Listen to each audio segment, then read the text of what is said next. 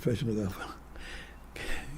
Hello, welcome to the Joe Cortez Show here in Las Vegas, Nevada, the entertainment capital and the boxing capital of the world. So we're talking a little bit today, something to do with hitting, but not punching. We're talking, or not MMA, we're going to talk about golfing. So I have a good friend on the show today, Bob May, and we have my co-host, Shelly Stevens. Welcome to the show, guys. Thank you, Joe. We're going to talk a little bit about your career, buddy. I know you've been in golf for so many years. You tell us a little bit about how did you start with golfing? Well, I started with golfing. I come from a non-golfing family. So my parents went out one night, and I went and stayed with my aunt. And her and her husband were golfers, and the next day they went golfing, and they took me along.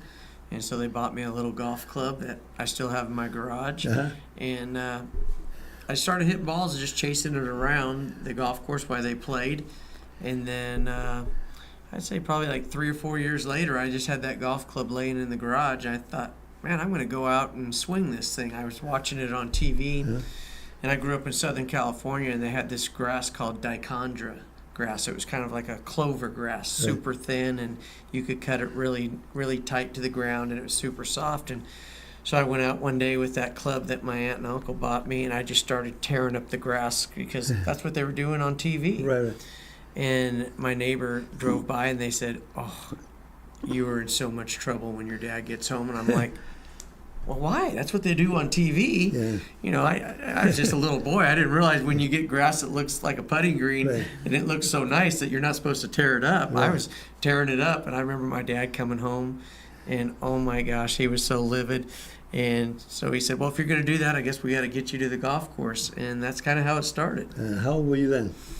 I think I was like 7 years old. 7 years old? Yeah. So you've been from way back in the days, man. You're really, really young. I was very young, yeah. That's like Tiger Woods. He started really young. That's what he's doing with his son. Yeah. Tiger started when he was about 3 years old. Yeah. So, I'm 7 years older than Tiger. We both grew up there in the Southern California area. Right. So. Right. Wow. So who are some of your favorite golfers? Who are some of my favorite golfers? Well, obviously growing up as a kid, Jack Nicklaus was always one of my favorite. Right. Arnold Palmer, Lee Trevino, Tom Watson, Ben Crenshaw.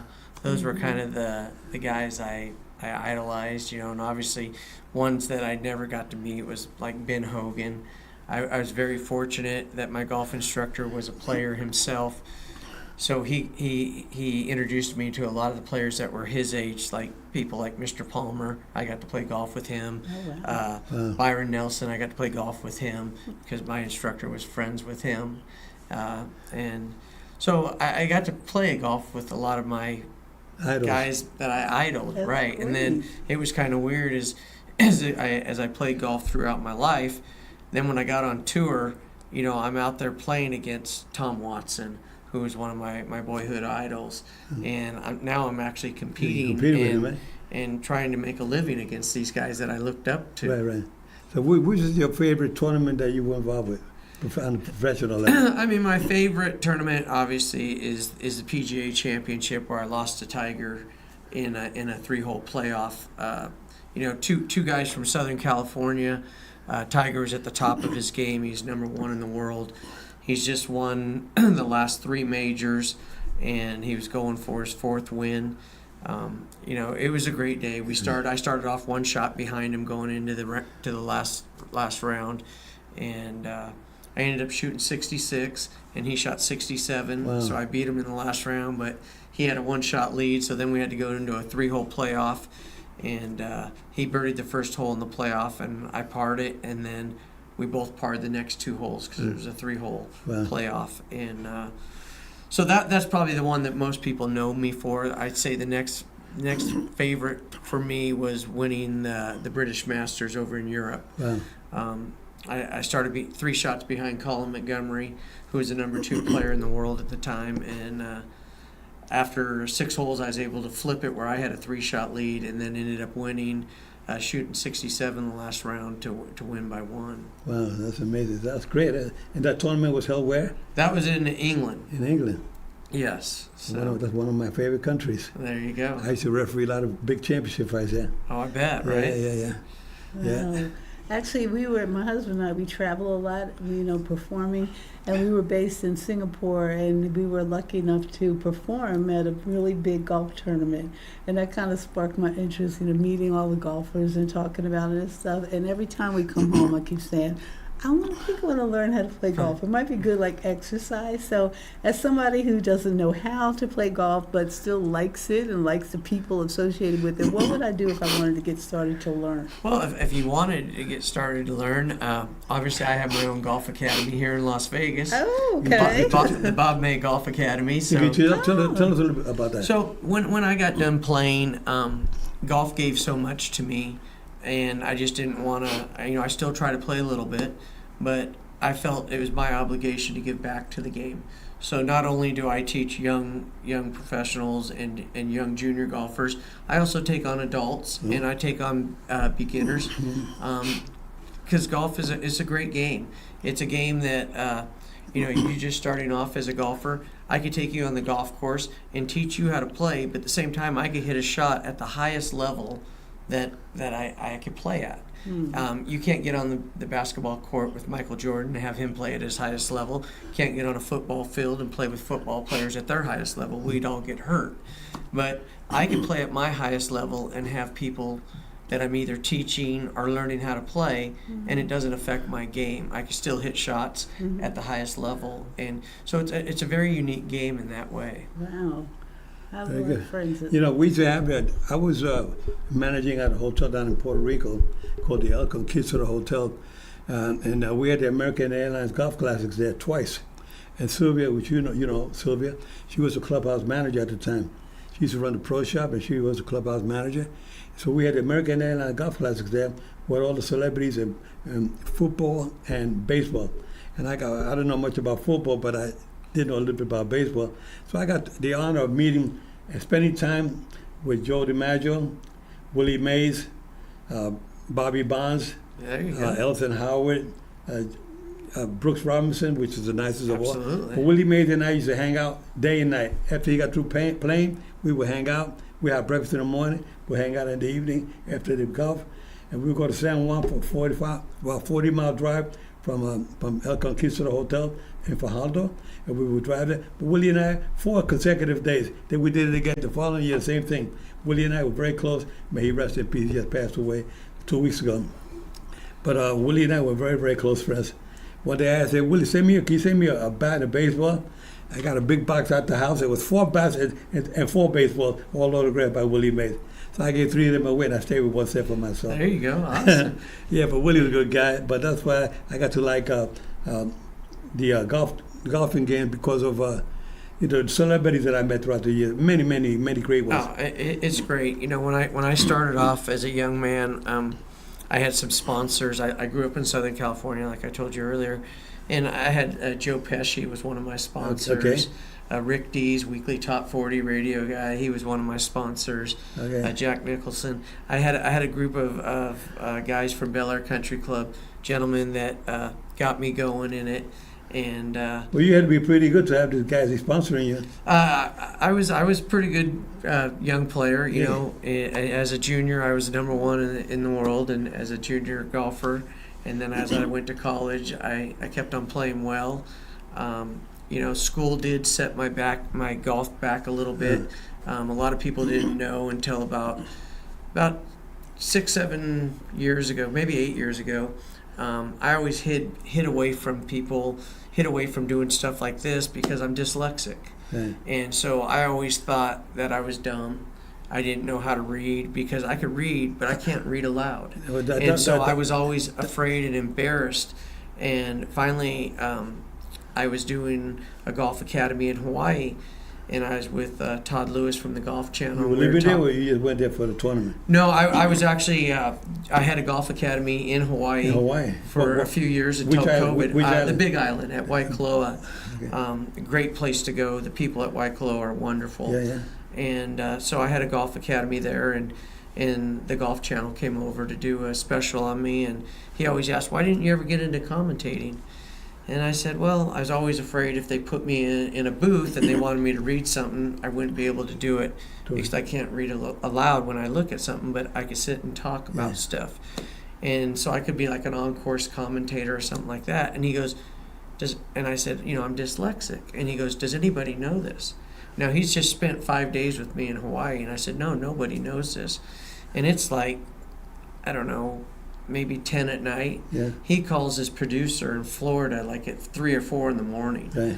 And he's like, hey, we need to stay another day. Bob's willing to say that he's dyslexic, and we could be the first one to break that news. Great. Well, we're going to come back with you at that after a little brief commercial. We are Integrity Solar America, a veteran-owned business and experts in solar energy. We'll give you honest advice and tell you if solar is right for your home. And we'll educate you on how the 30% federal tax credit really works. Integrity Solar can install your system with zero down and no out-of-pocket costs. Visit integritysolar.america.com or call us at 1-800-988-1569. 1-800-988-1569.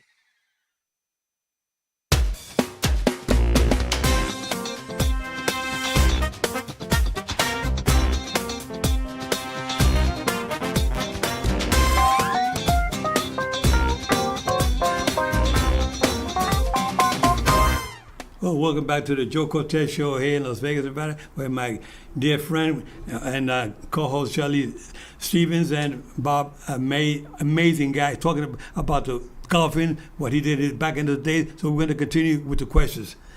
Bob, so you did all of that. You have the school in Hawaii. You were a professional golfer. You did amateur stuff. You have schools. Now the school that you have here in Las Vegas, the Academy, where is it at? So Bob May Golf Academy, I teach out at Aliante Golf Course. I go out there. I was at TPC Las Vegas. I've moved to using Aliante. I also have a simulator room, TrackMan simulator room, which is the state-of-the-art technology that I use. Have you thought about putting that in one of the hotels?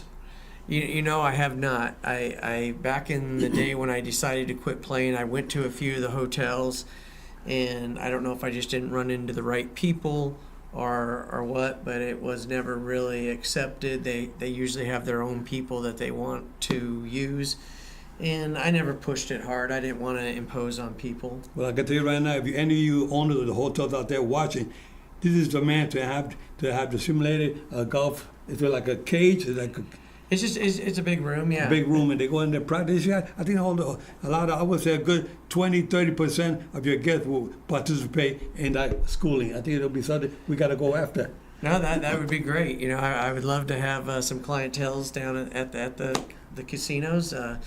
It's something that they could probably come get. A formal tour player actually teaching them at a property. I mean, Vegas always has unique stuff. Right. Yeah, very good. I have a question for you. As a person that doesn't know how to play golf, but I've watched, a couple of things on TV. My question is, what is the difference like in the clubs? Because I can hear the golfers telling their caddies, I need like a, whatever they call it, 5-iron. I don't know what their names are. So as like a 5-iron, it's in the golf bag, you have 14 different clubs. They're all different lofts. Oh. So, a 5-iron for these kids today go 220 yards, and their 6-iron will probably go 215 or 210. Oh, okay. So as the number gets bigger, the club goes shorter, and it goes all the way up to like a 2-iron. So and then you have a driver, which is a wood, and then a 3-wood. And they call them woods because back in the day they were made out of wood. Now they're all made out of metal. Yeah. Okay. So and then you have your wedges that have a lot of loft. They're made for chipping and putting around the green. Wow. Yeah. Tell them about the what they call it, the putters. The putters. So, they have all different kinds of putters. You have a short putter, standard putter. You have guys that have. It used to be a belly putter. Now you can't anchor it anymore against the body. So you have a long putter that you can putt a certain way. They have an arm lock putter, but there's all kinds of rules that in this. Like an arm lock, it can't go above your elbow. It has to stay below your elbow. So there's all kinds of rules to try to make it as natural as possible. They used to have belly putters that we could anchor like in our belly button, and then all the club does basically pendulum from them. They have now stopped. You can't anchor anything to your body. They're trying to make it where you still have to have fill. Can you tell me a little bit about what age do you recommend that somebody start playing golf, whether you're young or you're middle age or old age? Tell us the different range. Well, I think, I think everybody, in my personal opinion, should play golf, especially young kids growing up, because, like myself, I turned professional and made a career out of it. But I've taught a lot of young ladies that didn't turn pro, but they're attractive young gals, but they can play really good golf, and they get into these businesses, and they're like, hey, she's a good player. Or even if it's a good-looking young man or something, if they know you could play good golf, the owner of the company usually goes, hey, we'd like to have you out on our team. They know you're a good golfer, and now you're out there with the owner of a company, other probably presidents of other companies, and you're with them for 4 or 5 hours that day. And sometimes these kids don't get an opportunity to even meet the CEO or the president of the company. Mm-hmm. And if you're a good golfer, they want you on their team, and it opens the door for you. Sure. Because they want to win when they go to these tournaments. I see a lot of seniors out there playing golf. People in the 70s, 80s. Tell me about that. Well, I mean, people in the 70s and 80s, they can still enjoy golf because they have different tees. And you have the tees that are way back. Golf courses get to 7,600 yards, and then as you get older, you move up tees. So you always make it to where the game's still enjoyable for you. So they even have tees now that they start out like 200 yards from the green every hole. So a lot of seniors use that. A lot of kids use that to get started, and women that are getting started They can play the golf course, but they start them down the fairway already, so they don't have to play the whole length of the golf course. Now, some of these golf courses are pretty expensive for people that are young starting out. They can't afford that. They have any special rate for younger folks that are just starting out? Sometimes they do have a junior rate. Unfortunately, we're in a town where, most of the people are from out of town. Yeah. And so they do usually have local rates, and so it is an expensive game. It's expensive for the golf courses to keep them green and keep them running.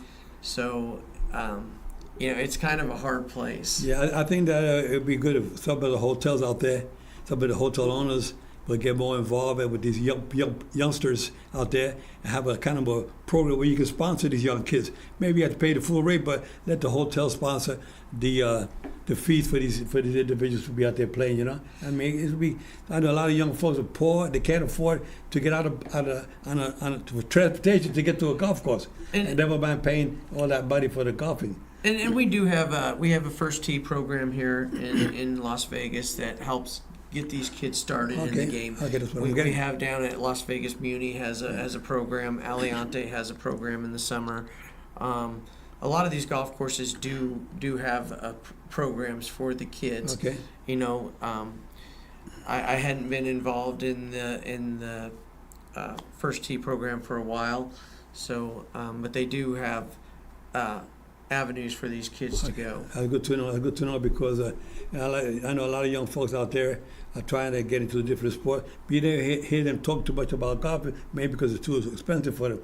I know with the boxing program, the kids, they need sponsors to get them to pay for the gym dues, which is not much every month, but golf is like 10 times more. Yeah, golf is expensive, but most of the pros around the golf courses, if they see a good kid that's really well-mannered and working hard, shows interest. Yes, they absolutely will work with them. I know they will. Yeah, you have any young kids in mind that you're bringing up? I do. I have a couple. I have a left-hander that just finished at Oklahoma State. He's just turning pro, Hazen Newman. I really think he's going to be a promising professional golfer. How old is he now? Hazen, I believe, is 21 years old now. Okay. And he's looking very promising to get out on the tour. Strong kid, and hits it a long ways, and that's what you need to do now. Yeah. So let's say a person wants to learn how to play golf and come to your school. Would they have to have their own golf clubs, or do you have ones they can practice and use? You could always rent golf clubs at the golf course. Oh, okay. If people let me know in advance, I could supply golf clubs for them to use for the lesson. Okay. So, yeah, I would always tell people before you make that big investment, make sure you enjoy the game. I will say it is a game that is very frustrating. Some people will try it, and then after a while they're like, I'm just done. I mean, you better be ready to get upset, get mad, and get frustrated. It is. I mean, you still see guys out on tour getting mad at the highest level. It is a very frustrating game because 1 minute you're way up here, the next minute you're way down. Oh, kind of like the entertainment business. I can relate to that. So what we saw Tiger do when he did it, and for how long he was at top, I don't want to say we'll never see it again, but if we do, I will be shocked. Okay, guys, we're going to another brief commercial. We'll be right back. Are you interested in solar energy but concerned that it won't work for you? Your roof needs repairs. You might want to move. Your electricity bill isn't that high, or you're just not sure if you would qualify for incentives. Integrity Solar America is a veteran-owned business and your trusted source for solar. We'll educate you on solar with straight answers about the 30% federal tax credit and installation costs. Visit integritysolar.america.com or call us at 1-800-998-1569.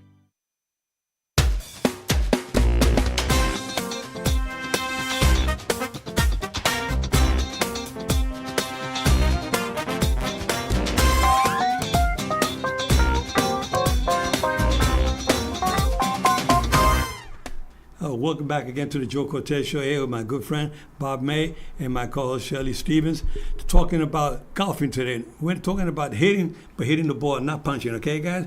So go back to Bob. Tell me, Bob, now, golf is such a great sport. I mean, it's watched worldwide, and it's one of the most favorite sports out there. Where's golf standing today where it was 20 years ago? Well, I mean, golf has grown. Now we have the PGA Tour, we got the Live Tour. It's growing. Some people don't like Live, some people like the Live Tour, some like their Pro PGA Tour.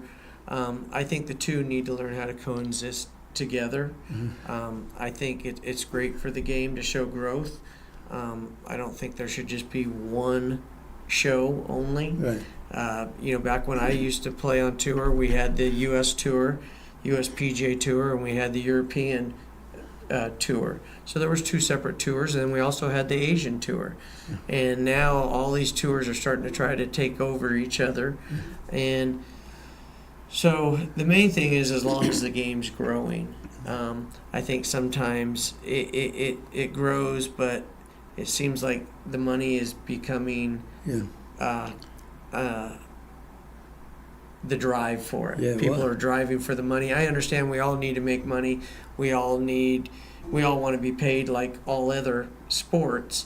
And golf has finally gotten there with the Live Tour. There's no expenses for these golfers on the Live Tour. It's all picked up by the tour. Yeah. When I played on the PGA Tour, when we flew somewhere, we paid our own flight, we pay our own caddy, we pay our own hotel. And people didn't realize our expenses ranged anywhere from $4,500 to $10,000 a week. Wow. And that's out of our pocket to do our job. Not many people have to pay to do their jobs. There's no baseball players, football players, hockey players that are paying to do their job. Yeah. So you have any favorite events that you like to participate in? My favorite event was at Castle Pines on the PGA Tour. It was a Stableford tournament, and I loved it. It was in Colorado. It was such a beautiful place. That was probably one of my favorite tournaments to play on the PGA Tour. Other than that, I've always enjoyed playing in they call it the Open, which is the British Open to us over here. It was always great to play in that because of it's the Open. That's where golf started, Right. and the history of it.